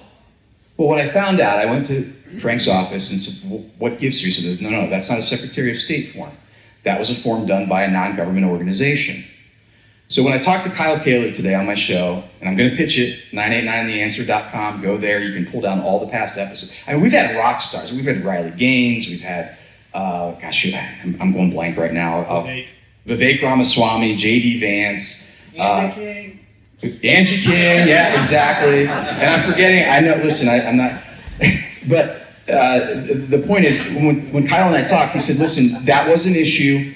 A voter brought it to my attention. I went to Clark County Board of Elections, and the concern was that one had been turned in and it had been stamped. Well, according to whatever part of the Ohio Revised Code, that's a requirement. When the form gets turned in, it gets stamped. But whoever's in charge there said, I promise you, it's stamped, doesn't go on the voter roll, doesn't get counted. Do I have concern in Ohio in places that are, what did Rob call them? The blue islands in the sea of red? Darn tootin', I have an issue with that. I have a bigger issue in other states. I have a huge issue in other states because what happens, it's the motor voter law, right? Like if somebody goes to the BMV, if these illegals go to the BMV and they get a government issued ID, they're required to receive a voter registration form. So are these other states, because part of the problem Ohio had was, I said, well, if you've got the BMV records, if you've got the Social Security records, why are you not syncing those things up like every day or and like, no, right? Like if a voter registration form gets turned in, you don't even put it on the voter roll. And they're trying to work that out. The problem is people get on the voter rolls in other states because they get that voter registration form, it goes into the voter database, and are you confident that a board of elections is not going to allow that person to cast a mail-in ballot, a provisional ballot? I'm not. No, that scares the Hades out of me, if that answers your question. I hope I didn't go too far in the weeds there. Other questions? I mean, I can talk all night, so you you probably need to get the hook out and get me off. Yes. I've been following you since those fireside chats. That's what put me on to you, man. Thank you, brother. So, when you fall into a subject or topic, where do you go for your better information? Because I don't know where to go to get the truth anymore. I don't trust anything I see on TV. So where do I go to get, what resources do you use to get the truth? That is a fantastic question. First of all, I'm gonna make a pitch first, okay? Is that fair? Can I pitch my product? Okay. The OhioPressNetwork.com. If you're not yet subscribing, please do. I'm going to give you the line that I used to give executives and businesses that I coached. You having problems? You're not moving forward as fast as you want to? Show me your checkbook register, show me your browser history, and show me your refrigerator. Because what you put into your body, what you put into your mind, and where you put your money grows. And so the first thing that you can do is, if you like our work, support it.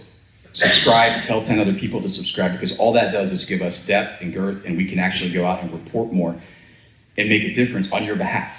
Because Ohioans are bird dogging for us. We need more resources and people to do the reporting. And it's impacting Ohio, I promise you. Where I go, I read the Epic Times. I read the New York Post. I listen to some radio, Salem Radio Network. I don't know what the signal is down here, but I listen to Bob France a lot in Cleveland. I don't know if you can get Bob digitally. He's fantastic. What I try very hard to do, and it's hard, because you're raising a family, you're working, you're busy.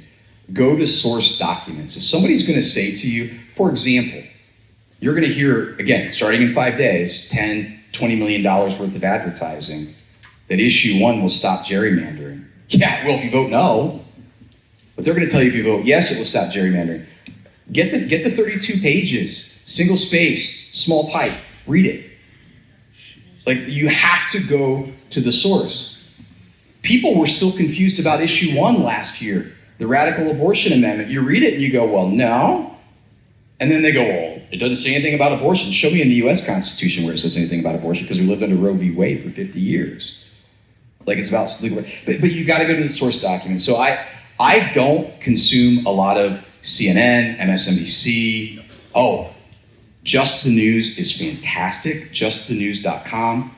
John Solomon podcast. They're a partner of ours. We syndicate some of their stuff. John Solomon has done some of the best work on Hunter Biden, Joe Biden, James Biden, Sarah Biden, the whole Biden crime syndicate that has peddled influence internationally to the tune of probably anywhere from $20 to $100 million. Oh, by the way, they did it in China, Ukraine, Russia. Those places aren't important, are they? So Just the News is great. Real Clear Politics is fantastic. The Center Square used to be one of my favorite. We syndicate some of their stuff. They've gotten a little bit dog whistly for me on some issues. And when I say dog whistly, do you know what I mean? Like, they'll use terms that an independent or left-leaning voter goes, oh, gonna discount it. That person's an alt-right MAGA crazy. So I'm a little less with them, but hopefully that's a good starting point.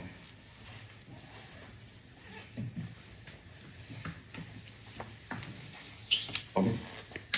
No more? Any more? Oh, some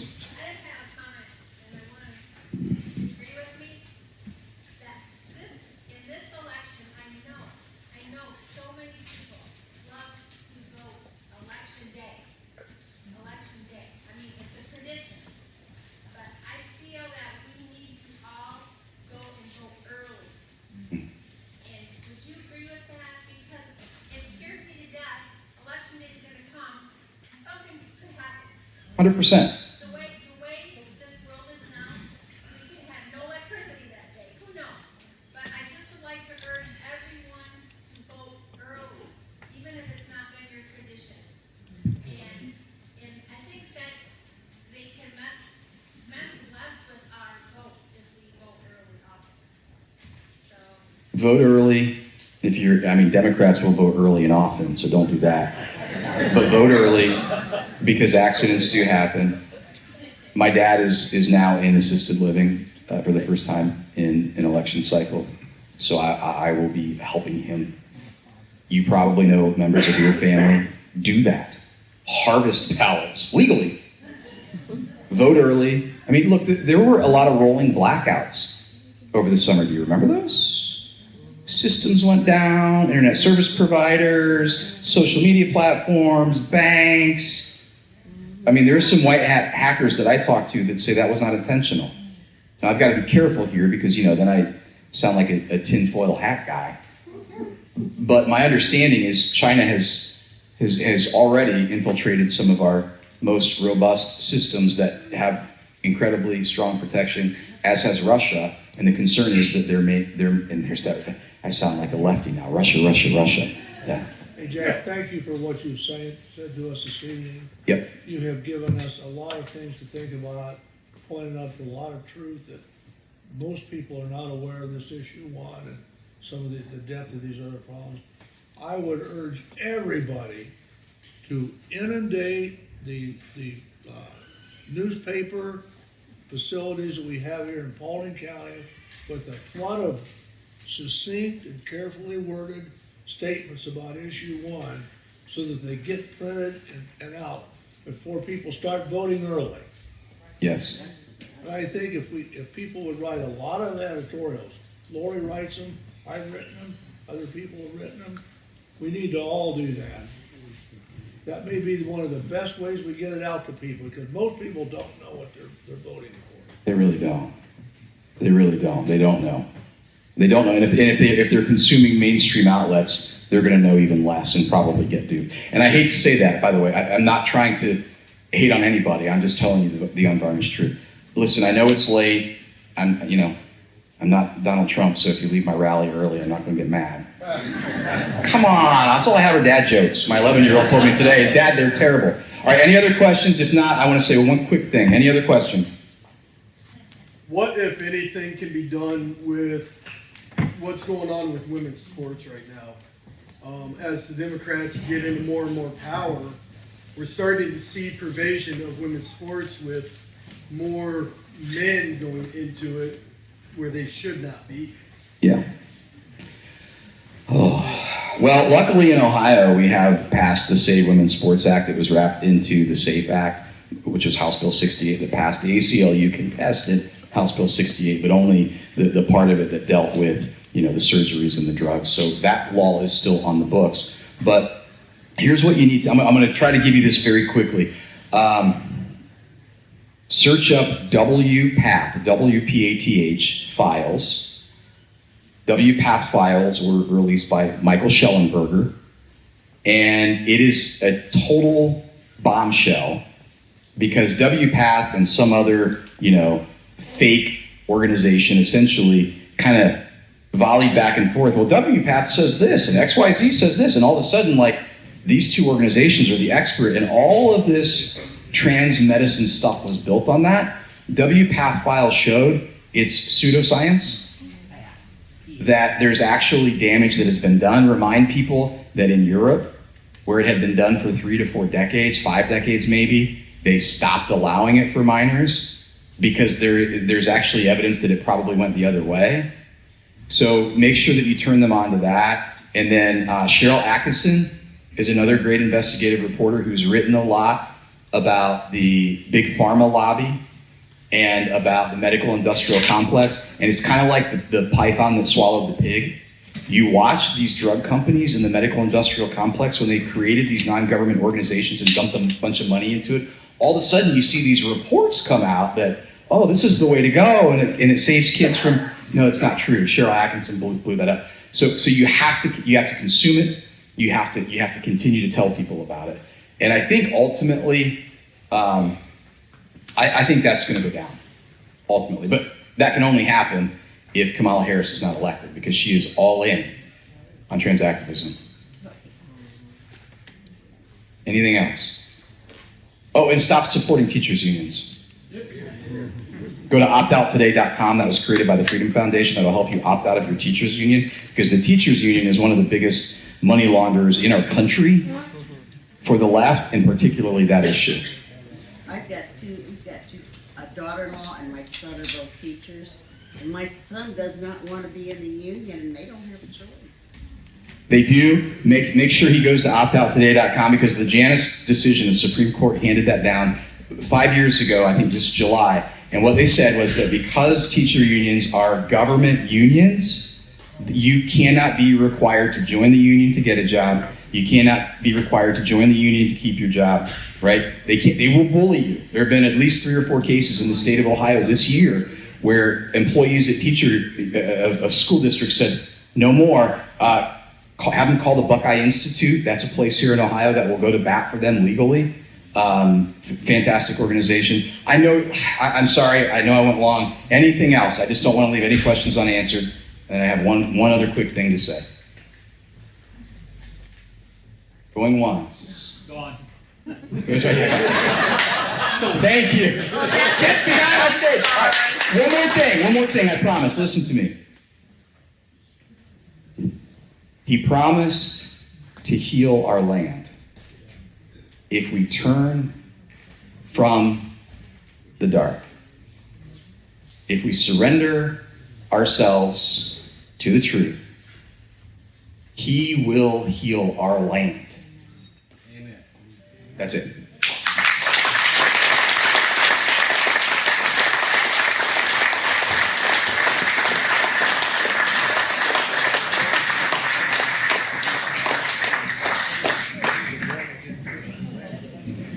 All right, we have pies to auction.